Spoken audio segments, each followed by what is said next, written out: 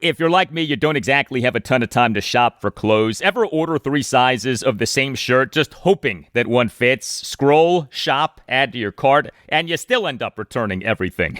That's why you should try Stitch Fix. My wife introduced me to Stitch Fix. Stitch Fix is great. It sends you a fix box with clothes that actually fit and make sense for your life. Work, weekends, whatever. Stitch Fix saves you time, you look great, and you don't even have to think about it.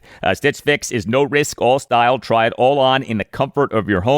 Keep what works, send back the rest. Free shipping and returns always, and no subscription required. Plus, get a free try-on for your first fix. Get started today at stitchfix.com/podcast to get $20 off your first order, and Stitch Fix will waive your styling fee. That's stitchfix.com/podcast. This episode is brought to you by Indeed. Hiring isn't just about finding someone willing to take the job. You need the right person with the right background who can move your business forward. If I wanted candidates who match what I'm looking for, I'd trust Indeed Sponsored Jobs. Hiring? Indeed is all you need. Stop struggling to get your job posts seen on other job sites. Give your job the best chance to be seen with Indeed's Sponsored Jobs. They help you stand out and hire quality candidates who can drive the results you need. Sponsored Jobs boosts your posts for quality candidates so you can reach the exact people you want faster. And it makes a big difference. According to Indeed data, sponsored jobs posted directly on Indeed are 90% more likely to report a hire than non-sponsored jobs because you reach a bigger pool of quality candidates. Join the 1.6 million companies that sponsor their jobs with Indeed. Spend more time interviewing candidates who check all of your boxes.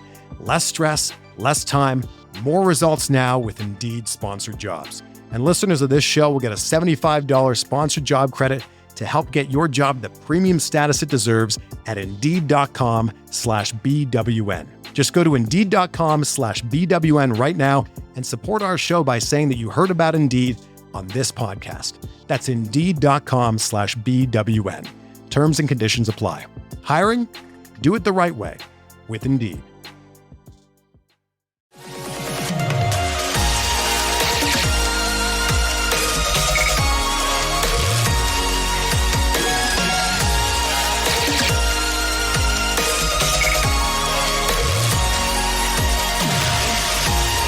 And away we go. Episode 1183 of the Al Galdi podcast. It is Thursday, October 23rd, 2025. It is the day on which the Washington Commanders begin practicing for their game at the Kansas City Chiefs on Monday Night Football this Monday night at 8:15.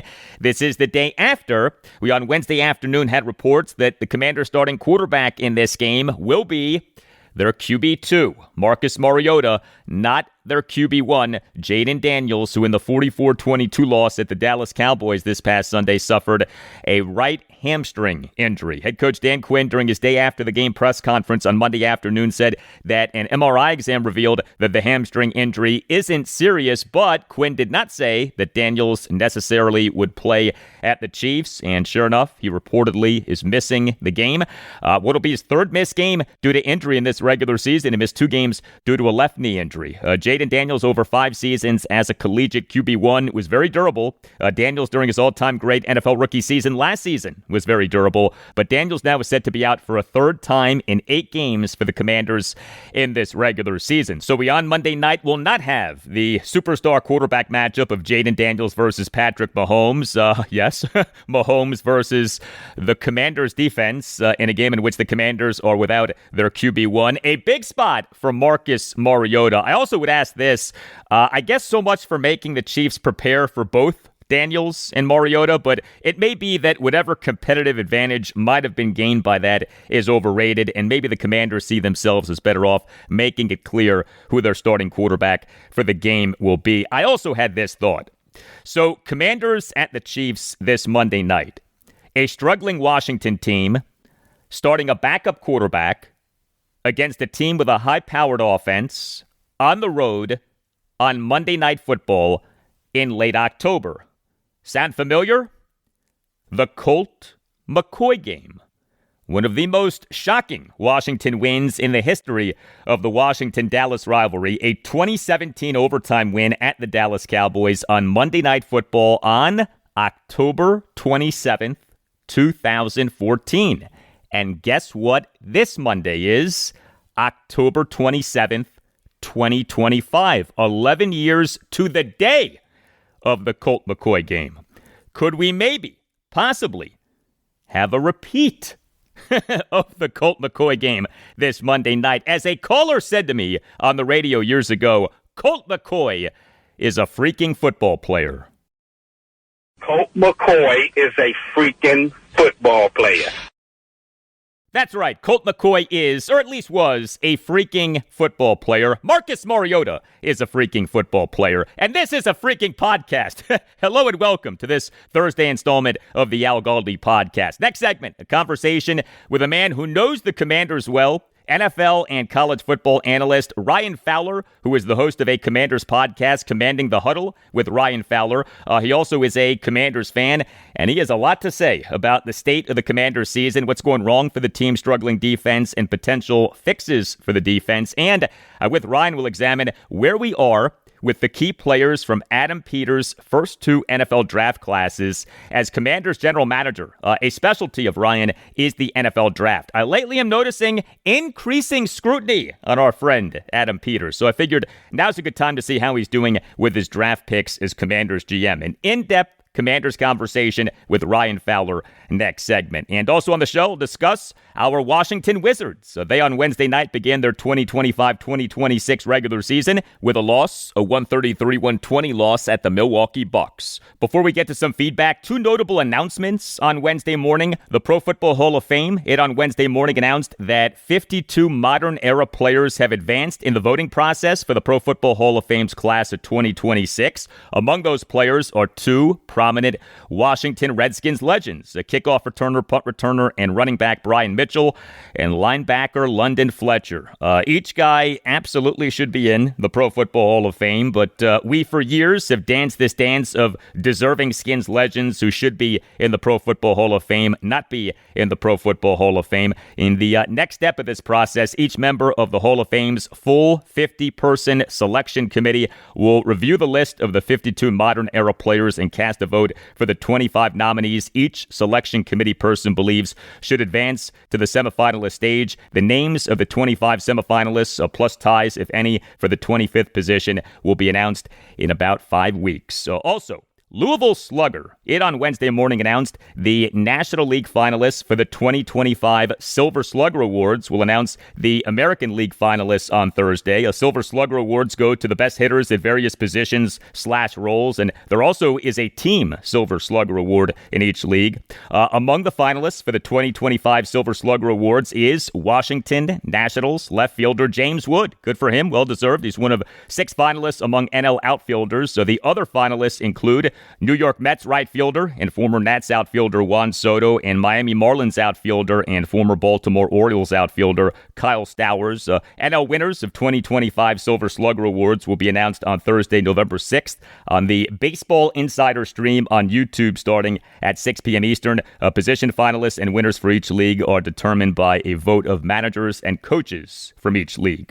You can hit me up on X at Al Galdi. You can email me the Al Galdi podcast at yahoo.com. Email from Brendan Keene on the Commanders' loss at the Cowboys. Writes Brendan, Al, see this screenshot of my prediction. Sadly, I was mostly right. Thank you for the email, Brendan. And Brendan, in his email, includes a screenshot of a conversation in which he this past Friday afternoon predicted a final score of Cowboys 41, Commanders 21. And the final score was Cowboys 44, Commanders 22, as the Cowboys doubled up the Commanders. So well done, Brendan. Email from Kevin Sinclair on the Washington-Dallas rivalry off me on last Thursday's show, episode 1178, saying that the rivalry just does not come close to meaning what it meant during the peak of the Washington-Dallas rivalry during the 1970s, 1980s, and early 1990s. And that right now, getting all pumped up for Dallas week feels like trying to breathe life into something that barely exists. I don't think that players on either team care at all about the Washington-Dallas rivalry. I think that most executives and coaches on each team don't truly care about the Washington-Dallas rivalry. The Washington-Dallas rivalry, to whatever extent it exists now, is basically purely a fan thing. And so writes Kevin, hi Al, this is in response to you talking about the Redskins-Cowboys rivalry not being what it used to be. I'm turning 54 this week, and this is my 50th year of being a Redskins/football team/Commanders fan. And I remember when this rivalry was one of the biggest in the NFL, but I admit that the rivalry is a shell of what it used to be. My friends who are Cowboys fans tell me they hate the Eagles more than Washington. And Redskins fan friends tell me hatred is shifting towards the Eagles. I live in the Seattle area, and I dislike the Seahawks as much as I do the Cowboys, mostly because of the 12s. I still don't like the Cowboys, but not because of the past, more because of how their fans ride the team's coattails, bragging about 5 Super Bowl championships that happened over 30 years ago, and how it seems like NFL Network has to manufacture content to talk about the Cowboys to keep them relevant. Honestly, I don't talk much about the Redskins Super Bowl championships. They are more just good memories now. If the Cowboys ever won another Super Bowl, I might have to shut myself off from ESPN and NFL Network all offseason because the praise would be too much to deal with. Maybe the rivalry will come back if things continue to progress with Jayden Daniels and this current team, but with modern free agency, the rivalry will not be the heated grudge rivalry that it was in the 1970s, 80s, and early 90s. With that being said, we want Dallas. We want Dallas. We want Dallas. Keep up the good work. Thank you very much for the email, Kevin. There are many reasons for why the Washington-Dallas rivalry now isn't close to what it was at its peak. The number one reason is Washington being so bad for so long, a 31-season stretch of the 1993 through 2023 seasons. Washington being so bad for so much of that time led to so few Washington-Dallas games truly being big games. Another reason is the name change. The name Redskins being retired inflicted serious damage to the Washington-Dallas rivalry. The phrase Commanders-Cowboys does not have the same meaning as Redskins-Cowboys. I know that may sound silly to some of you, but I promise you, there are plenty of people listening to this who cringe when they hear Commanders-Cowboys. But there's also this reason, and this reason was exacerbated this past Sunday. Washington now is just 7-18 against Dallas since the start of the 2013 regular season.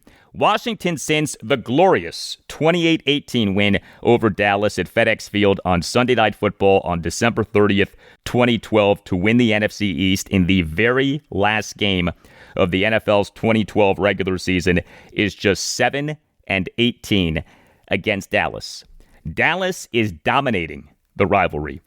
There have been so few wins, to say nothing of so few big wins by Washington over Dallas for decades now. And there have been so many blowout losses for Washington to Dallas during this 25-game span of going just 7-18 against the Cowboys. And, of course, the latest blowout loss in the rivalry happened this past Sunday. Email from Ryder Duncan on the Commanders. Subject, Jack Del Widow. and Widow is spelled W-H-I-T-T-O. Writes Ryder, hey, Al. I know the offense is banged up and we are missing all 3 starting receivers, but this defense could not stop a nosebleed. Even if we had Terry, Debo, and Noah, our defense would have still kept us out of that game. My main complaint is the terrible tackling. What happened to the Joe Witt of last year saying we're going to run and put our bodies on people in a violent manner? When a screen pass on 3rd and 12 is consistently turning into a new set of downs for the opposing team, it is safe to say we are not arriving violently or even trying to wrap up. Now let's talk Marshawn Lattimore. Throwing the ball in Lattimore's direction is a win-win for the offense. Either you run right past him for a 75-yard touchdown, or you get a holding/DPI against him. Maybe it's time to bench Lattimore and move Mikey back outside with Amos, as Mikey thrived on the outside last year. Rhyming key idea for all remaining games. If you don't want to lose anymore, you have to bench Lattimore. P.S. Zach Ertz being the only real veteran target for Jayden. Ertz's drops are unacceptable, though the Ertz drops are nothing new. Thanks for taking the time to read my long rant. Thank you for the email, Ryder. The subject of Ryder's email, Jack Del Widow, got me to thinking about something. Do you realize that every Washington defensive coordinator / person in charge of defense over the last 22 seasons has either had the first name Greg or a first name that starts with the letter J? That is a very random realization that I came to. I know, but bear with me.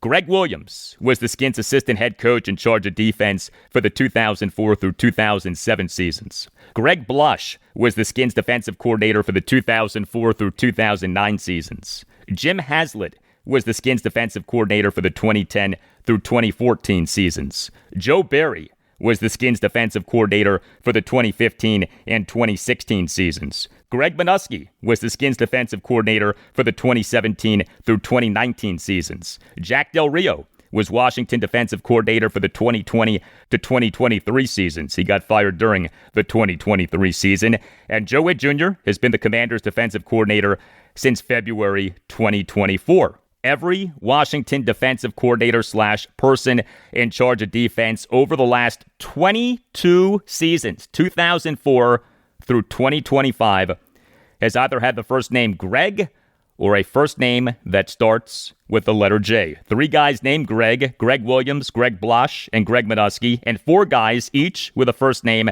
that starts with the letter J. Jim Haslett, Joe Barry, Jack Del Rio, and Joe Witt Jr. So what does all of this mean? I don't know. How is any of this relevant to life? I don't know, but I did find that interesting. And also interesting and delicious is food from Omaha Steaks. Omaha Steaks food is so good. From handcrafted steaks to delicious fall favorites, Omaha Steaks delivers the world's best steak experience. Enjoy USDA-certified tender steaks, juicy burgers, chicken, pork, seafood, plus tailgating favorites like chicken wings, smash burgers, and big deli-style franks. The food is outstanding, and right now during Omaha Steaks' semi-annual sale, you get 50% off site-wide at omahasteaks.com. Plus, you get an extra $35 off with the promo code ALGALDI at checkout. Omaha Steaks offers unrivaled quality and variety, and every bite is backed by a 100% guarantee. Omaha Steaks is a family-owned company that has been America's original butcher since 1917. Yes, over 100 years of expertise in the meat industry. Bring home the legendary flavor and everyday convenience of Omaha Steaks. Visit omahasteaks.com for 50% off site-wide during Omaha Steaks' semi-annual sale. And for an extra $35 off, use the promo code ALGALDI at checkout. Using that promo code helps out this podcast a lot. The promo code is simply my name, Al Galdi. That's 50% off site-wide at omahasteaks.com and an extra $35 off with the promo code Al Galdi at checkout. Terms apply. See site for details. If you're like me, you don't exactly have a ton of time to shop for clothes. Ever order 3 sizes of the same shirt, just hoping that one fits? Scroll, shop, add to your cart, and you still end up returning everything. That's why you should try Stitch Fix. My wife introduced me to Stitch Fix. Stitch Fix is great. It sends you a fix box with clothes that actually fit and make sense for your life. Work, weekends, whatever. Stitch Fix saves you time, you look great, and you don't even have to think about it. Stitch Fix is no risk, all style. Try it all on in the comfort of your home. Keep what works, send back the rest. Free shipping and returns always, and no subscription required. Plus, get a free try-on for your first fix. Get started today at stitchfix.com/podcast to get $20 off your first order, and Stitch Fix will waive your styling fee. That's stitchfix.com/podcast. This episode is brought to you by Indeed. Hiring isn't just about finding someone willing to take the job. You need the right person with the right background who can move your business forward. If I wanted candidates who match what I'm looking for, I'd trust Indeed sponsored jobs. Hiring? Indeed is all you need. Stop struggling to get your job posts seen on other job sites. Give your job the best chance to be seen with Indeed's sponsored jobs. They help you stand out and hire quality candidates who can drive the results you need. Sponsored jobs boost your post for quality candidates so you can reach the exact people you want faster. And it makes a big difference. According to Indeed data, sponsored jobs posted directly on Indeed are 90% more likely to report a hire than non-sponsored jobs because you reach a bigger pool of quality candidates. Join the 1.6 million companies that sponsor their jobs with Indeed. Spend more time interviewing candidates who check all of your boxes. Less stress, less time, more results now with Indeed sponsored jobs. And listeners of this show will get a $75 sponsored job credit to help get your job the premium status it deserves at Indeed.com/BWN. Just go to Indeed.com/BWN right now and support our show by saying that you heard about Indeed on this podcast. That's Indeed.com/BWN. Terms and conditions apply. Hiring? Do it the right way. With Indeed.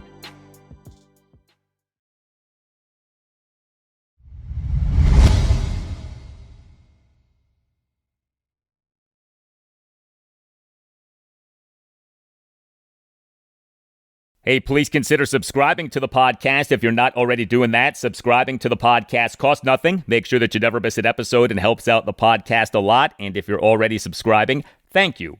So here's something that might surprise you about our Washington Commanders. They, through week 7 of the NFL's 2025 regular season, are just 3-4, but also are number 7 in the NFL in overall team DVOA.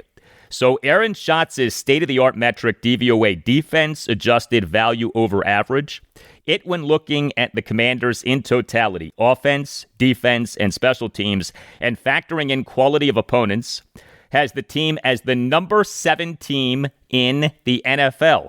That surprised me. Wrote Schatz in an FTNFantasy.com piece that came out on Tuesday. Quote, the strangest rating right now might be the Washington Commanders at number 7, despite a 3-4 record and a bad 44-22 loss to the Dallas Cowboys this week. The reason is that the Commanders were phenomenal in their 3 wins. All 3 games currently have DVOA ratings over 70%, although that could change as opponent adjustments develop. The Commanders are below 0% for all 4 losses and have the highest variance of any team in the NFL this year. The total package is better than you think, but really inconsistent. And of course, they have a lot of injury issues, including starting quarterback Jayden Daniels, end quote. Really inconsistent is right, and who knows what to expect given that Jayden Daniels, per reports on Wednesday afternoon, will not play in the team's game at the 4-3 Kansas City Chiefs on Monday Night Football this Monday night at 8:15 due to the right hamstring injury that Daniels suffered in that 44-22 loss at the Dallas Cowboys this past Sunday. The Chiefs, by the way, are the number 5 team in the NFL per DVOA. I'm very pleased to welcome back to the Al Galdi podcast Ryan Fowler. He is an NFL and college football analyst. He is the host of a Washington Commanders podcast, Commanding the Huddle with Ryan Fowler. Ryan used to work for the Redskins. He was an intern for the Skins from August 2018 to May 2019, then was a staff writer for the Skins from May 2019 to July 2020. Ryan is a Commanders fan. You can follow Ryan on X at _Ryan Fowler _, and he lately has been spewing fire about the Commanders. How about this post on X on Sunday evening? Quote, tell Joe Witt to walk his bleep home from Dallas week after week after week of minimal adjustments. Still can't limit chunk plays. Still playing Lattimore as a core starter. It's absolutely horrid away from a player or two, parentheses, Duron Payne. No McGee, no Bedrano. It's on and on, end quote. I love it. Hey, Ryan, how are you? I'm doing well, Al. Always appreciate you having me on, man. Yeah, good to talk to you. What to you is the state of the Commanders season? Yeah, I think right now it's still relatively early out, but I feel like we've been saying that for a few weeks now. And very quickly, it's week 8, and you got number 15 waiting for you on Monday Night Football, and then you got the Seahawks on Sunday night. So the Commanders aren't sneaking up on anybody this year, and I think that's the biggest thing. Last year it was almost like a fever dream a little bit, and people watch tape. Right? They figure out things on offense and defense. And I know there's a lot of outliers affecting the success or lack thereof a lot of right now with the burgundy and gold, but I'm not ready to sound all the alarms and all the bells right now as far as saying, hey, this is a lost season. But I do think that there are major adjustments, specifically on the defensive side of the ball, both in personnel and in scheme, that have to be made. And if they aren't made, Al, I do think we could quickly get to 3-6, and then we could be talking about heading into week 10, potential that this is a lost season, specifically if number 5 can't get healthy under center. And I do want to get your take on Jayden Daniels, but with the Commanders' defense, the potential personnel and schematic adjustments, what would you like to see defensive coordinator Joe Witt Jr. do? Yeah, I think anytime you have Bobby Wagner in the middle of your defense and man coverage on a 3rd and 9, that's not putting your team in a position to win football games. You've added Jordan McGee, you've added Kane Madrano as athletic, modern-day pieces in the middle of your defense, and you're not giving them a chance. Same thing with Tyler Owens. That is a Herculean type of athletic profile that Tyler has coming out of Texas Tech, that where you're not even deploying him on defense to even see what you have. So I think in certain moments and where they want to send extra bodies up front because they can't get home with their front four, to where you can have different players in the middle of this defense against either your tight ends or running backs in space, just to try to be a little bit different in your coverage. I mean, last week specifically, they're rolling coverage to Trey Amos's side and Mike Sandersill's side, and they're leaving Marshawn Lattimore isolated with CeeDee Lamb and George Pickens. I'm sorry, but that's just not a best way to win, the best way to put your position in defense, to put your team in a position to win football games. So I just think personnel, I think scheme, I think we all say a lot of good things about Bobby Wagner. I think we all think he's going to be a first ballot Hall of Famer. That's great. But Father Time is undefeated, and you got to have athletes on the football field, and really a game right now where it's becoming kind of positionless almost with what you have to do at all three levels. And it's just flat out not good enough to where they're putting these backers specifically on long down and distances in the middle of the field against Bobby Wagner and Bijan Robinson against Atlanta. That's just not going to work overall. Perhaps no position group on the Commanders this season has been worse than cornerback. The overall grades per Pro Football Focus for the team's top three corners in the loss at the Cowboys, and PFF grades are on a scale of 0 to 100. 60 is average. Trey Amos, 49.1. Mikey Sainristil, 48.1. Marshawn Lattimore, 29.2. What should the team do at cornerback? Yeah, I think right now, I think you bump Mikey back out. I would like to see Noah Igbinoghene get a shot. I know Jonathan Jones is back healthy. I'm not saying, you're bringing Deion Sanders back on the field or Ronnie Lott back at safety, or we're bringing back Sean Taylor or anything like that. But I think you put out your best guys. And I think your best perimeter corner right now is Trey Amos. I can't sit here anymore, Al, and watch any more of Marshawn Lattimore. I know there's politics involved here a little bit with as far as the capital that you gave up, bringing him in from New Orleans, to where you thought that he was going to be your CB1 to limit the elites in the NFC East. And there's a lot of guys, specifically when Malik Neighbors is healthy in New York. But right now, Sanderstil and Amos, specifically Trey as a rookie, is your top perimeter corner. I would like to see them play as their top perimeter guys on the outside. Marshawn Lattimore right now is not good enough to play in the football field. It's every single week he cannot cover anybody that has any sense of what they're doing on the offensive side of the football. It's abysmal. It is horrid. And for me, he's falling into that Benjamin St-Juste, Emmanuel Forbes, Michael Davis type of bucket right now. It's completely unacceptable. I know he's your guy, Adam Peters. I know Dan Quinn, he's your guy. I hate that politics are involved here. He's not playing NFL level football. He's stiff in his hips. He's getting turned around on dig routes. It's a DPI and teams are going after him and after him and after him. It's completely unacceptable at the position. And right now, he doesn't deserve to be on the football field. I don't care who he is. We're approaching the one-year anniversary of the Commanders acquiring Marshawn Lattimore via trade with the New Orleans Saints, November 5th, 2024, what was 2024 NFL trade deadline day. You evaluate players a lot. What has happened with this guy? Is he just aging and past his peak? Does he look injured? How and why has he fallen off so much? Yeah, it's a great question, Al. I don't think the guy has forgotten how to play football. I think I can say the same thing to Mikey, and I don't want to sit here and just point the finger at Joe Witt and what they're asking him to do. But at the end of the day, you look at corners, and I hate bringing up the Emmanuel Forbes, Christian Gonzalez conversation, but if you can just win in isolation on the outside as a corner, that's how you separate yourself in this league where we talk about the Derek Stingleys and the Pat Surtains. What makes them so special is to shut down a third of the side of the field. So I don't think Lattimore has completely forgotten how to play football. I don't know if it's just something to where he is aging, or as you mentioned, the injury. Is he 100%? And I know there's a lot of positive talk about he feels good and he looked good in training camp. But for me and how I evaluated it, Al, was I could care less because we saw him in live game action last year where it wasn't good enough. And then the entirety of 2025 so far has not been even close to good enough, let alone being a quote-unquote CB1 for a roster and you brought him in to be a leader on the back end for this group. So I don't know if he's just hurt or he's just has father times caught up with him, but I'm not going to feel bad for him. He's an NFL player playing a kid's game, getting millions of dollars. He's either going to step up or get out, and that's the job of Adam Peters to look at that and say, whoever you are, it doesn't matter. Competition is something that we're preached here, and right now it's just not enough. We've mentioned Mikey Sainristil. He had such an encouraging rookie season last season. He has regressed this season. Why? Yeah, I think Mikey a little bit right now. The technique is just not there. I think he's trusting his eyes a little bit too much as far as just, hey, I'm going to play the Trevon Diggs, Deron Bland type of role where if I read it, I'm going to attack. And a lot of the times right now, he's just not on track with what he's looking at. His landmarks and coverage is something that you'll hear a lot really in the scouting world. And I just think with Mikey to where I love the versatility. I think we all do the ability to play inside out. I mean, you think back to the Detroit game and undercutting the pass from Goff to Williams in that ball game. Those are the ball skills as a former receiver, and they've also popped up a little bit here in 25.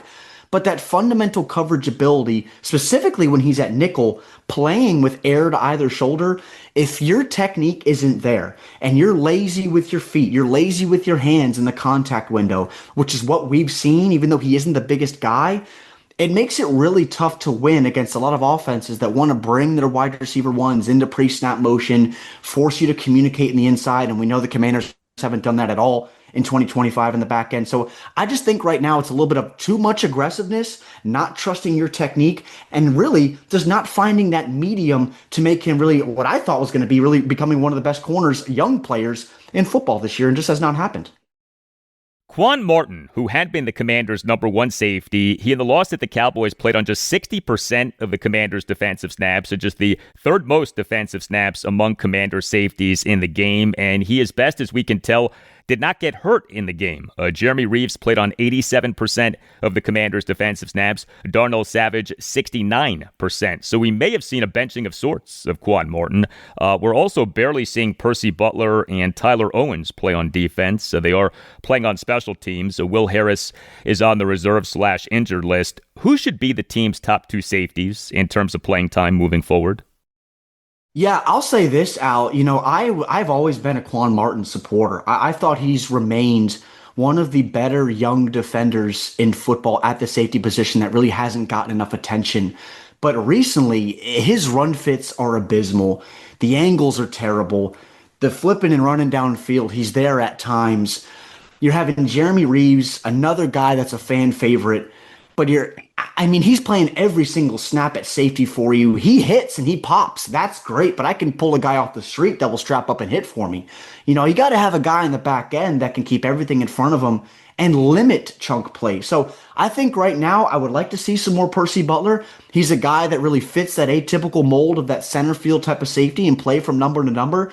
And then you have Tyler Owens there. Let the kid play. See what he can do. If your defense is allowing 35 a game almost, in certain moments, allow somebody else to play. They're all NFL ball players. You're keeping a roster spot for them. Let's just see what you have in a young player that now next year is going to be moving into year 3, and you really haven't given him a chance to play anywhere in this defense. So more Percy Butler for me, more Tyler Owens, because competition at the end of the day, it never hurts, and just allow people to compete on the back end right now. 3 significant Commanders edge defenders in terms of playing time this season now are on the reserve/injured list in Dorrance Armstrong, Dietrich Wise Jr., and Javonte Jean-Baptiste. The edge defenders currently on the 53-man active roster are Jacob Martin, Von Miller, Preston Smith, and Jalen Holmes. What now for this team at edge defender? Yeah, it's going to get really interesting, Al, the next few weeks, because not only are you losing your headliners at the position that you brought in because you wanted big boys on the end at 265 plus pounds, now you're asking guys like Jacob Martin at 242, who played 50 plus snaps against Dallas, to set the edge. So now you're putting players that you have wanted in that NASCAR type of package, the Dante Fowler role, to now play early downs. So we may have to see more of Johnny Newton, or if it's a Sheldon Day or Jalen Holmes, slide out in their alignment a little bit to try to set the edge. Now, those are not typical edge players at near 300 pounds. That's just not what's going to happen. But if you lose those guys that you have and you don't have the depth at the position, because it sure as heck is not going to be Preston Smith in the tape that I've seen recently, and even the tape going back to Green Bay, because the guy was a free agent for a reason. Right now, you're asking different players with different body types to do things that guys that you're supposed to do at 30 plus pounds heavier. So he's going to have to remain extremely unique in how he's going to try to set the edge. But I think it really comes back, Al, to your question you asked earlier as far as the linebackers. Those guys have to be able to have the speed and the versatility to scrape over the top. And the Jordan McGee that I saw at Temple, the Jordan McGee that I saw against the Chargers, is a guy that can really get over the top and do that. But if you don't play him, you're not going to have even that chance of success. So he's going to have to be very unique in his front seven because not only are the names changing, the body types are changing, and that's really going to adjust both your personnel and your scheme. Much more with Ryan Fowler in moments. Catering by Uptown. It provides catering to perfection, especially if you're planning a wedding. Visit cateringbyuptown.com. Mention that Al Galdi sent you. See what Catering by Uptown can do for you. But Catering by Uptown can help you with any event that you're planning. Catering by Uptown provides both great service and a great price. Catering by Uptown is a family business. It is run by the Pereiras, so they are great Commanders fans and loyal supporters of this podcast. Catering by Uptown specializes in handling everything so that you don't have to. Catering by Uptown understands that special events deserve to be celebrated in style and thus takes care of every detail so that you can enjoy your event. Great service, amazing cuisine, and reliability are the foundation of what makes Catering by Uptown one of the most referred caterers throughout Maryland, Washington, D.C., and Northern Virginia. And know this, if you visit cateringbyuptown.com and click on venues, you can set up your own personal tour of one of Catering by Uptown's premier venues, including outstanding waterfront venues. Catering by Uptown offers the ability to coordinate services at over 100 of the best reception halls, vineyards, farms, historic homes, event venues, banquet facilities, and wedding venues in the area. Visit cateringbyuptown.com and make sure that you mention that Al Galdi sent you. That's cateringbyuptown.com and make sure that you mention that Al Galdi sent you. We're talking with NFL and college football analyst Ryan Fowler, the host of a Commanders podcast, Commanding the Huddle with Ryan Fowler. You know the NFL draft very well. There is increasing criticism right now on Commanders general manager Adam Peters. Personally, I don't agree with the criticism, but I thought that it would be worthwhile to go through how his two draft classes as Commanders GM are looking at this point in time. We've already discussed Mikey Sainristil, who was one of 3 second-round picks by Peters in the 2024 NFL draft. What about the first of those 3 second-round picks, interior defensive lineman Johnny Newton? Yeah, I think I would like to see a little bit more from Johnny, specifically as a pass rusher, and that's really the question I had out of Illinois, where I just want to see him win a little bit more with finesse. I think his hand counters are underdeveloped as they were at Illinois, where a lot of the time he would win strictly as an athlete. I mean, extremely versatile. He would have times where he's a wide 9 at Illinois, an ability to run around the outside shoulder of the tackle. That type of pop as a pass rusher has not been there because the guy next to him in Deron Payne's been excellent in drawing double teams all year long. I think 94 has been great. But for Johnny Newton's ability to live on all 3 downs and have that pass rush pop on 3rd and 8, 3rd and 9s, where consistently right now the Commanders seemingly just can't get off the field in those moments, I want to see that continue to develop with him. But as far as a guy in the ground game, I think he's done a nice job in hitting his gaps. I think he's done a nice job anchoring against double teams. So that part is fine. I just want to see more pass rush pop where you have to win from the interior in 2025. Adam Peters' 3rd second-round pick in the 2024 NFL Draft was tight end Ben Sinnott. He remains the Commanders' TE3. His blocking has improved, but he over 24 career NFL regular season games has just 6 receptions on 6 targets. What does the team have in Sinnott? Yeah, I had a really good friend I had a conversation with in the league. He was a scout for an NFC North team. And when the Commanders drafted Ben Sinnott, he texted me and said, hey, this is an overdraft. This kid cannot run. He cannot separate. And here we are in 2025, and that's really been true. Now, I respect Ben as far as being a guy that's stuck to his role, but they didn't draft him to be John Bates, right? They drafted him to be almost like this incumbent next guy up when Zach Ertz officially hangs him up. And he hasn't done that as a guy they drafted to be a flex weapon. So I don't know what the future is. I think it's a little scary if you're Adam Peters when Colson Yankoff is out snapping him a few weeks ago, offense and special teams combined. But it hasn't been enough right now. So again, I appreciate him sticking his face in the mud as a blocker, but that's not what you were drafted to do. You were drafted to expand this offensive playbook north, south, east, west, and then stick your face in the mud when they need you in some 13 personnel looks with 3 tight ends. It has not been enough. I don't know what the future is for Ben Sinnott here, but right now through 2025, he's really tight end 4 on this roster, and you just clap your hands when he sticks his face in the mud in the ground game. So I really don't know what the future is here for Ben Sinnott. The first of Adam Peters' 2 third-round picks in the 2024 NFL Draft was offensive lineman Brandon Coleman. He was the Commanders' starting left tackle for much of last season. He was supposed to be the team's starting left guard this season, but he, off being the starting left guard over the team's first 2 games of this regular season, has been a healthy inactive now for each of the team's last 5 games. Are you as surprised by that as most other people are? I am. I really like Brandon Coleman coming out of TCU. You know, a guy that played on the ankle sprain the entirety of that season.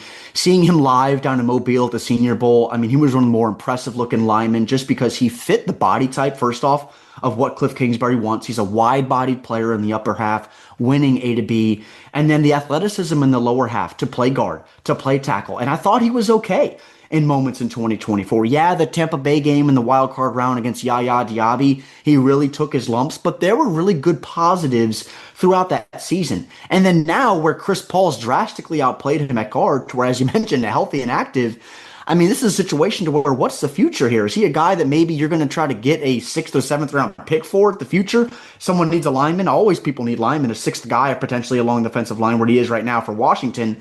What's the future here for Brandon Coleman? So I'm disappointed in his development. I'm disappointed in, honestly, just his inability to compete at tackle or guard. And right now it's just flat out not enough. But again, another guy, Al, as I said earlier, not going to feel bad for him. If this is the Commanders aspect where, hey, look, you're not playing enough, the production isn't enough, Chris Paul's outplaying you, then all power to him.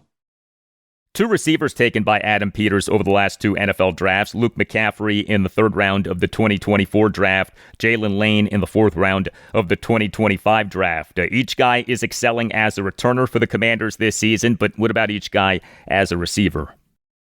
Yeah, I think from a talent perspective, the talent is very average with both of those players. But when you drafted specifically Jalen this past year at Virginia Tech, you know exactly what you're going to get as a multi-phase contributor that I thought was really underutilized in his time down there in Blacksburg for the Hokies. And I thought that he had some similar traits to a guy like Deebo Samuel. Now, the frame is different, but as far as the guy that can get there in designated touches, threaten all 3 levels, and we've seen it at times in 2025. And I think he's a guy I'm excited to see progress. So I think Jalen's been, for me at least, a hit right now in 2025. But for Luke McCaffrey, I mean, the light bulb has clicked a little bit for him. I know a lot of people talk about the separation metrics from 2024, but the guy was a top 100 pick. He was the 100th overall selection in 2024. But the thing is for me is that, look, if you're consistently open, but if the quarterback's not throwing to you, that just shows me a lack of trust and a lack of really, they don't think you're going to get open. So the metrics can say something, but you still got to line up and compete on game day and allow these guys to execute at the end of the day. So I think Luke's done a great job as a special teamer. He's almost taken back a couple more than what we've seen this year. But overall at receiver, it's been, I'll give him about a C+ on the outside as far as a guy that's maybe good for 1 or 2 targets a week, and maybe he'll hit on a vertical touch. But I just don't know if he'll ever be a guy, Al, that will really be a top 3 or 4 receiver within an NFL offense. The man who Adam Peters took with the number 29 overall pick in the 2025 NFL Draft, Josh Connerly Jr. He has been the Commanders' starting right tackle for each of their 7 games in this regular season. How's he doing? I like what I've seen from Josh. I really do. You know, the first weeks of the season was tough on him, right, as a rookie. But I think overall, the foundation for Josh starts everything in the lower half with the footwork at the position over 300 pounds. And I think it's been outstanding the last few weeks. Now, usually your right tackle, I always think about what the Chargers did with Joe Alt this year, tried to slide him over to right tackle before the injury, or even a Talise Fuaga down there in New Orleans, where you had that atypical road grader at right tackle. He's not that. He is your modern day, just outstanding athlete at the position with this athletic profile. And I think as the weeks have gone on, the game has started to slow down a little bit on him, but he has consistently, against speed rushers, he's having an approach on the outside where he's jump setting guys to where he takes away that distance and then forces them to really get around the arc. And by that time, usually whoever's under center for Washington, whether it's Jayden or Marcus, usually the ball is out of their hands. So I think the moments in the early parts of the season were hey, welcome to the NFL, but he started to settle in here over these last few weeks, specifically in pass pro, where he's mixing up his looks, not being predictable in his sets, and just trusting his technique at the position. Ja'Cory Krosky-Merritt, as a 7th-round rookie, has ascended to being the Commanders' RB1, but the team's rushing offense has struggled in each of these last 2 games, both losses. Is he the best running back on the roster? I think he is. I think when he was drafted, Al, I think he was the best talent that Washington had, bottom line, as far as from a talent perspective. That was with Austin Eckler in the building and Brian Robinson before he went out to San Fran. I love the talent with the kid. I really do. Seeing him live at Shrine, was a guy that had fresh tread on the tires after not playing for Arizona last year, working as a practice squad running back. He's a guy that just has that cutback vision, the footwork, and you've seen it this year, but the last 2 weeks, I don't know if it's just the individual talent and not hitting creases. I don't think that's the problem. I think when you look at what Chicago did and when you look at what Dallas did, to where they didn't trust the guys on the outside to separate, they were able to stack the box. And they were disciplined in their gaps. They were disciplined in their run fits. And I don't care if it's Bill Krosky Merritt or we're talking about the elites of football, even looking back to Saquon in New York, where if you don't have creases to run through, it's not going to matter who you are to try to hit these lanes and get you 4 or 5 yards of carry. And it's unfortunate now where you've gone back-to-back weeks where you've expected a lot from the ground game, and it's consistently seeing Bill Merritt pop up and slap the football like, man, I thought I had a crease here. But if it's just not there and teams aren't trusting the guys on the outside, it makes it tough for a running back. So Terry gets back, Debo gets back. I think this run game is going to improve because I think right now this group along the front five, Al, you add big Sam Cosmi at right guard, one of the premier players at his position. I don't think it's the front five. I just think it's the overall what defenses are doing, being able to stack the box against this ground game, because I do trust what Bill Merritt can do when he has a lane. I have saved the most significant Adam Peters draft pick as Commanders GM for last. Jayden Daniels, the number 2 overall pick in the 2024 NFL Draft. All-time great rookie season. A lot to take in with his second season so far. What's your evaluation of his second season? I think he's been fine. I really do. Now, I will say this. It's okay to say bad things about a player we all love, right? I think that's something to where, we're so quick in the past to just hate on all the quarterbacks. And Jayden obviously gave us a lot of positives in 24. But when you look at him this year, I think one thing that I want to see more of from him is the mechanics in the lower half. Now, I don't know if that's because the brace is on the knee, and we'll see how he basically rehabs from this next injury with the hammy. I hope he's okay, bottom line. But I think the mechanics have gotten a little lazy the last few weeks to where everything he's trusting with his arm. Look at the Chargers game. I mean, sitting on his back foot, throwing it 50 yards downfield. That's great arm talent, but the ability to drive downhill, take the layups, those are things he did extremely well in the middle portions to late portions of the season last year, where I know he had his guys on the outside, allow those guys to work. And if you get 17 back and you get Debo back, it's going to make it easier on him. But the mechanics, the footwork, that back foot gets in the ground. Last year, that ball was already out. This year, it's a little bit of, I have this layup at 10 yards, but am I going to wait for that deep crosser of 35 yards because I want to push it down the field? Take the layups, work on your mechanics a little bit more in the lower half, really use that lower half and drive off of it if you are healthy, and just drive downhill with that front shoulder a little bit more, because I know we could talk about Robbie Chosen and Chris Moore and the Jags that were on the outside last week against Dallas, but overall, you look at Jayden Daniels, just hit the little throws, hit the layups, and go from there. Overall, where does Adam Peters have the Commanders roster right now? I think there's talent out, but I think if there's one word I would use to describe, I think they're just old. They're old. They're old, and they look slow. And I hate to say it because I do think there's talent, but they just look extremely slow. I mean, the Commanders have not been able to set the edge in the run game, I think, for probably 7 years now. Bobby Wagner, I mentioned in man, trying to chase down guys. He runs probably a 5.2 40 route right now. I mean, all respect to Bobby Wagner, but you look slow. And you have to change what you're doing because you have guys within your structure that you've added that can really run. We mentioned McGee, Madrano, Tyler Owens. Those guys can run. You have some other players, Mikey Sanders still. Those guys can run a little bit. So on defense, they look slow. On offense, I think the offense is going to be fine when you get the band back together. I really do. The future at tight end is interesting. What the future is behind Bill Merritt, running back, is a little interesting. You want Jayden to get healthy, but it's a mediocre roster of talent, but you just look extremely slow. And you look extremely old right now, where just teams are just throwing it over the top. They don't expect you to flip and run, and just putting your linebackers in man in certain coverages, and it's just a nightmare to do right now. So it's sad to say, Al, but they just look extremely old right now. Excellent insight. NFL and college football analyst Ryan Fowler, the host of a Commanders podcast, Commanding the Huddle with Ryan Fowler. Ryan, thanks. All the best. Absolutely. Thanks as always, Al. All right. Always good to talk to Ryan. If you are a Commanders fan, like Ryan, like me, and you are on Instagram, make sure that you are following WSH on the Daily. The handle is at WSH on the Daily.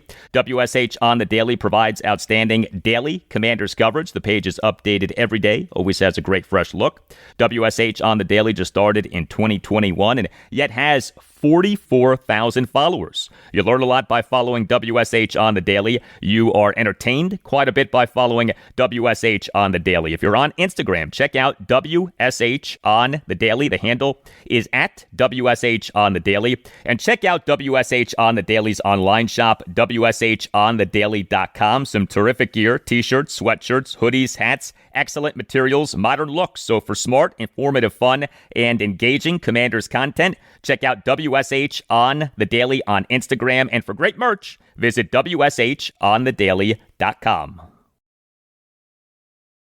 If you're like me, you don't exactly have a ton of time to shop for clothes. Ever order 3 sizes of the same shirt, just hoping that one fits? Scroll, shop, add to your cart, and you still end up returning everything.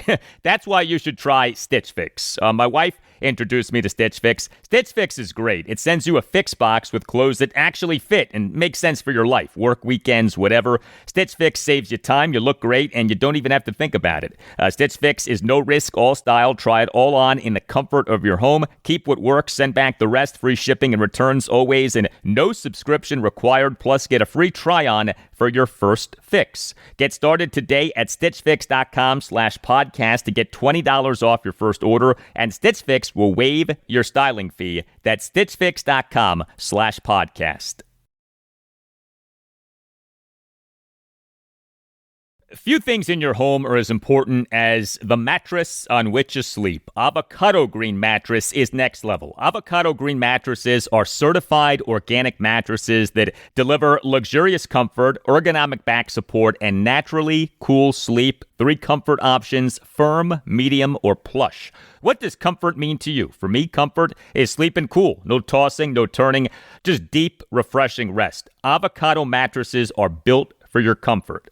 They're handcrafted from the finest natural organic ingredients for superior durability and are designed to last. Unlike mattresses with low-quality memory foam, those mattresses break down in a matter of years. And for those of you with back problems, Avocado mattresses feature thousands of steel coils individually encased in fabric pockets that flex independently to reduce motion transfer and support your body where it needs it most. You'll feel just as good getting into bed as you do getting out of bed. Also, Avocado offers up to 1-year sleep trials and generous warranties for your peace of mind.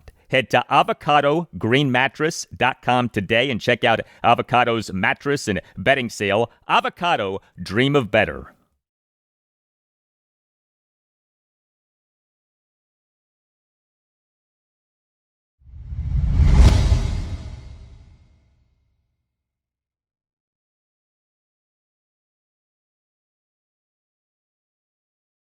Well, the Washington Wizards 2025-2026 regular season has begun, and it started with something that we have become accustomed to from our rebuilding and tanking Wizards: a loss, a 133-120 loss at the Milwaukee Bucks on Wednesday night. The Wizards never held a lead. They trailed by at least 8 points for all of the fourth quarter. The Wizards defense was not good. They allowed the Bucks to go 18 for 44 on threes, allowed the Bucks to go 32 for 54 on twos, and having just 44 points in the paint to the Bucks 60. The Wizards allowed the Bucks to have 31 assists versus 8 turnovers. The Wizards got ripped by the Greek freak Giannis Antetokounmpo. He, in just 26 minutes 45 seconds as a starter, had 37 points, 14 rebounds, and 5 assists versus 2 turnovers. He went 1 for 3 on threes, 15 for 23 on twos, and 4 for 7 on free throws. But there were some positives for our Wizards. They did well on threes. The Wizards lost despite going 17 for 42 on threes. I liked what we saw from Trey Johnson in his NBA regular season debut. He played for 26-14 off the bench, went 4 for 8 on threes, 1 for 3 on twos, and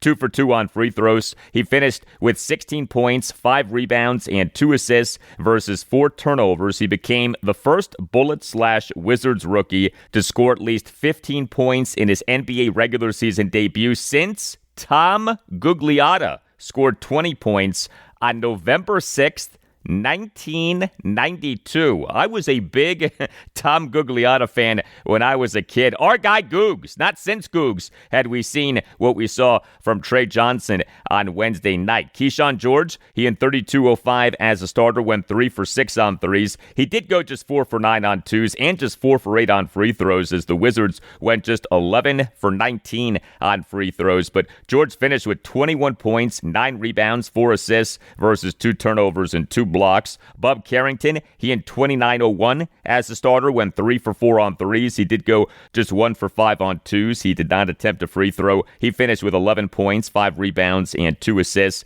versus 1 turnover. Chris Middleton, 28.31 as a starter, 3 for 5 on threes, 6 for 9 on twos, and 2 for 3 on free throws. He finished with 23 points, 6 rebounds, and 3 assists versus 2 turnovers. And Corey Kispert, he in 18.02 off the bench, went 3 for 7 on threes and 1 for 1 on twos, did not attempt a free throw. He finished with 11 points. Also, the Wizards out-rebounded the Bucks 56-46, including having 13 offensive rebounds to the Bucks 6. So the Wizards had 10 second chance points to the Bucks 8. Alex Sarr, he in 25-32 as a starter, had 11 rebounds. He went 5 for 10 from the field, all twos, and 0 for 2 on free throws. Also had 10 points and 3 assists versus 1 turnover. Interesting that Sarr did not attempt a single three. He last regular season as a rookie did not have a single game in which he did not attempt a three. As you may recall, Wizards insider Chase Hughes of Monumental Sports Network, he had his appearance on Wednesday's show, episode 1182, said that the Wizards want to see Sarr be more aggressive and effective in the paint. And sure enough, Sarr on Wednesday night did not attempt a single three in a game in which the Wizards attempted 42 threes. Not a good Wizards regular season debut for CJ McCollum. He in 29.06 as a starter went 0 for 6 on threes and had a game worst plus-minus rating of -19, though he did go 4 for 8 on twos and 1 for 1 on free throws and did finish with 9.6 rebounds and 3 assists versus no turnovers. So Wizards head coach Brian Keefe went with the following starting five: Bub Carrington, CJ McCollum, Keyshawn George, Chris Middleton, and Alex Sarr. No Bilal Coulibaly for the Wizards, so he did not play due to having undergone a surgical procedure to repair a ligament tear in his right thumb on September 12th. Next up for the Wizards are 2 games this weekend at the Dallas Mavericks, Friday night at 8:30, and home to the Charlotte Hornets, Sunday evening at 6.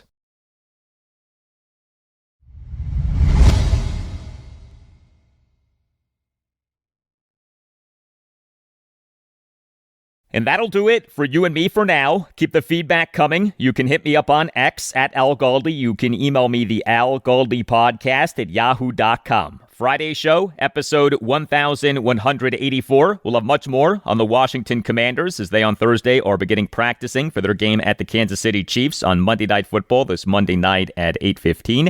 Also on Friday's show, I'll talk college football week 9 of the 2025 season regarding the FBS teams of the Mid-Atlantic region, including has Navy quarterback Blake Horvath become a dark horse candidate for the Heisman Trophy? Have a great rest of your Thursday, and I'll talk to you on Friday. Colt McCoy is a freaking football player. If you're a maintenance supervisor at a manufacturing facility and your machinery isn't working right, Grainger knows you need to understand what's wrong as soon as possible. So when a conveyor motor falters, Grainger offers diagnostic tools like calibration kits and multimeters to help you identify and fix the problem. With Grainger, you can be confident you have everything you need to keep your facility running smoothly. Call 1-800-GRAINGER, click Grainger.com, or just stop by. Grainger, for the ones who get it done.